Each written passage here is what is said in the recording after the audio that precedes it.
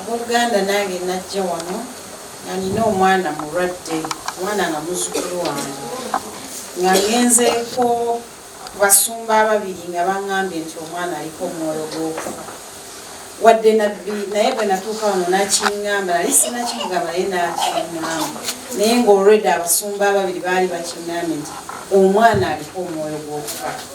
Abooluganda nabbi yasabira omwana oyo n'amuwa ecupa y'amazzi n'angamba mutwale Mulago bamukebere n'atuwa ne ku ssente. Yali ndwadde ki? Omwana yali ekifuba ng'ekifuba tekiwona from Monday to Sunday from 1st to 31st ng'omwana mulwadde nga ekiseera kyonna abeera mu ddwaliro nga ayinanga kinsimbye emyaka gikula nga ebiseera omwana yandibadde alina obulwadde obwa kinsimbye nga bumuvuddeko naye ng'ali mu myaka 89 naye nga kinsimbye tamuvaako ate nga n'okukula olaba takula. Naye bwe twatuuka wano nabbi n'amusabira yamuwa ecupa y'amazzi n'aginywa n'atuwako ne ku ssente tugende Mulago bamukebere.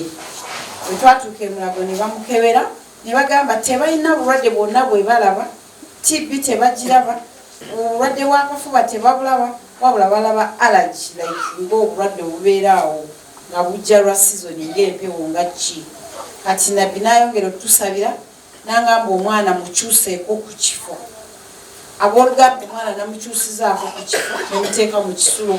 Waliwo enjawulo y'amaanyi nnyo. Omwana ageze n'asoma taamu n'agimalako nga talwadde era kati ali mu kisulo taamu yakubiri ate nga wala nabbi nkwebaza Mukama akuwangaaze.